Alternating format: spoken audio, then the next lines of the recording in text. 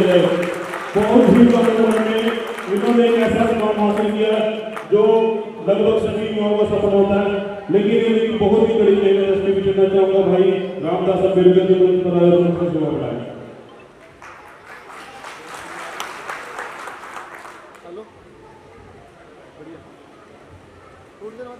Programme कर रहे हैं। सर्वप्रथम विश्व के प्रथम वैज्ञानिक तथागत बुद्ध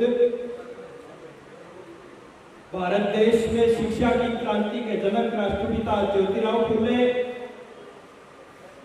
भारत देश की पहली महिला शिक्षिका ज्ञान की देवी राष्ट्रमाता सावित्रीबाई फुले, इस देश को विश्व पटल पर पहचान दिलाने वाले, भारत देश की समस्त मातृशक्ति को इज्जत का जीवन देने वाले,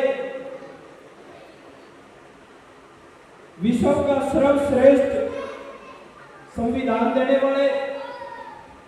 आधुनिक भारत के निर्माता, ज्ञान के प्रतीक विश्व रत्न डॉक्टर बाबा साहब अम्बेडकर, संतों में संत कबीर साहब, बहुत ही क्रांतिकारी संत रविदास साहब, आदि कवि महर्षि वाल्मीकि जी, शहीदों के शहीद सरदार उधम सिंह, भगत सिंह, राजगुरु सुखदेव,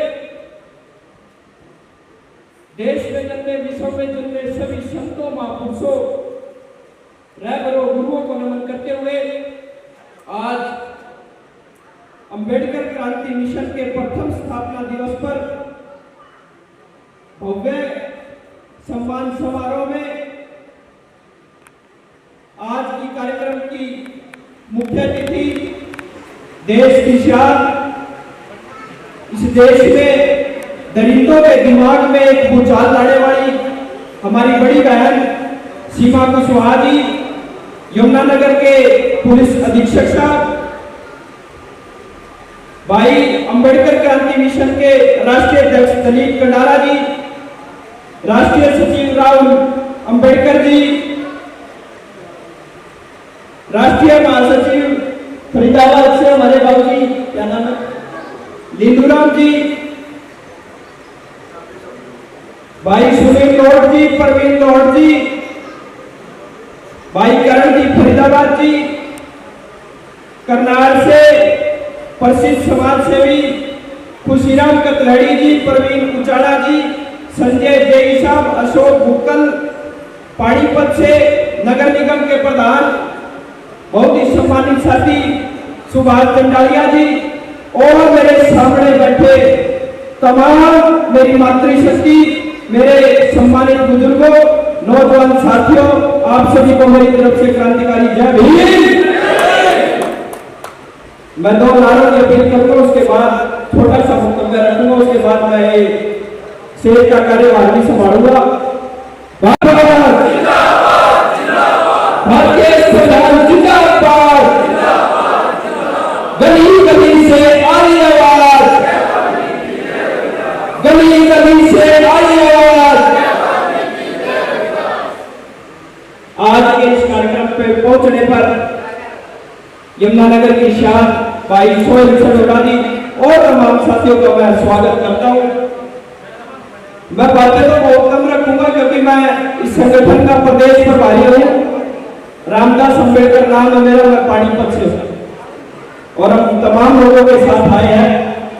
आज मैं ये कहना चाहता हूं और अपना समय भी मैं हमारी बड़ी बहन सीमा कुशवाहा जी को दूंगा, क्योंकि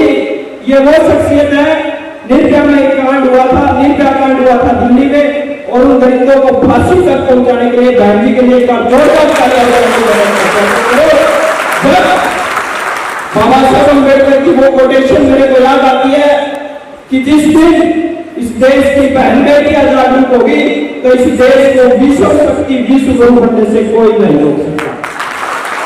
और हमारा नेता, हमें एक खुशी है कि इस कार्यक्रम का नेतृत्व हमारी बड़ी बहन करेगी। आप लोगों को जागना होगा, तभी ये सारा मामला आपके पक्ष में होगा। ये देश आपका है, ये देश आप लोगों ने बनाया है, ये कुर्सी आप लोगों ने बनाई है, जातियों में बांटने वाले, इस देश को धर्म में बांटने वाले, इस देश के दुश्मन लोग, वो इस देश के नहीं है, वो देश के गद्दार। आप लोगों को इस देश में टुकड़ों टुकड़ों में बांटा गया, 6,743 जातियों में बांटा गया। वो तो भला डॉक्टर बाबा साहब अम्बेडकर का, जिन्होंने 14 अप्रैल 1891 में इस देश में जन्म लिया और अपने बचपन में ही वो लड़ना शहीद जो नहीं सहनी चाहिए थे, और वो सारी चीजें इकट्ठा करके नहीं तो इस देश में जब बच्चा पैदा होता था तो जाति के अनुसार उसका काम क्या होता था, और बड़ा हुआ तो बाबा साहब अम्बेडकर ने, और नहीं तो इस देश में कहा गया कि इस देश की मातृशक्ति तो, इस देश की बेटियां तो, इस देश की महिलाएं तो, उनके साथ दर्जन दर्जे का व्यवहार होगा और उनका अधिकार नहीं होंगे। भला डॉक्टर बाबा साहब अम्बेडकर का, बाबा साहब अम्बेडकर इस देश के पहले और आखिरी ऐसे मंत्री हैं जिन्होंने, पहले और आखिरी ऐसे कानून मंत्री है बहन बेटियों के लिए कानून मंत्री के पद से इस्तीफा दे दिया और हिंदू कोड बिल में बहन बेटियों को अधिकार दिलाने का काम किया। तो बाबा साहब अम्बेडकर का अगर वो संविधान लागू ना करते तो इस देश में जाति के अनुसार काम निश्चित हो जाते थे। अगर लोहार का बच्चा पैदा होगा तो लोहे का काम करेगा, सुनार का बच्चा पैदा होगा तो सोने का काम करेगा, कुम्हार का बच्चा पैदा हुआ तो मटके बनाने का काम करेगा, वाल्मीकि का बच्चा पैदा हुआ तो सफाई करने का काम करेगा, चमार का बच्चा पैदा हुआ तो चमड़ा पड़ने का काम करेगा। वो तो बनाओ डॉक्टर बाबा साहब अम्बेडकर ने वो जो मोहरें बनाई थी इस देश में लोगों ने जातियों के अनुसार, वो सारी मोहर इकट्ठी करके और उनका कचूमर बनाकर भारतीय संविधान में सबके अधिकार है सुनिश्चित करके आज हमारी बहन बेटियां इस देश का नेतृत्व कर रही है। जब इंदिरा गांधी इस देश की प्रधानमंत्री बनी तो इंदिरा गांधी की स्टेटमेंट थी आधिकारिक रूप से, अगर मैं सबसे पहले धन्यवाद करती हूँ डॉक्टर बाबा साहब अम्बेडकर का जो मेरे को इस देश का प्रधानमंत्री बनने का मौका मिला। ये देश बाबा साहब अम्बेडकर के सपनों का देश बनाना है और वो कब बढ़ेगा? अब बाबा साहब अम्बेडकर की तरह लड़ाई नहीं लड़नी है, बस इस देश के संविधान को पूर्ण रूप से लागू करा दो, इस देश से बेरोजगारी मिट जाएगी। क्योंकि इस भारतीय संविधान को इस देश के लोगों ने नहीं पढ़ा, इस देश के जो आप लोगों ने नेता बनाए उन्होंने भारतीय संविधान की पैरवी नहीं करी। अगर भारतीय संविधान की पैरवी करते तो आर्टिकल 39 इस भारतीय संविधान का चीख चीख के कह रहा है इस देश में समान काम समान वेतन लागू होना चाहिए। अगर समान काम समान वेतन लागू हो गया तो प्राइवेट फैक्ट्री में भी कोई काम कलर का काम करता है तो उसकी तनख्वाह भारतीय संविधान के अनुसार 40,000 रुपए लिखित रूप में डॉक्टर बाबा साहब अम्बेडकर ने 26 जनवरी 1950 को लागू करवा दी थी।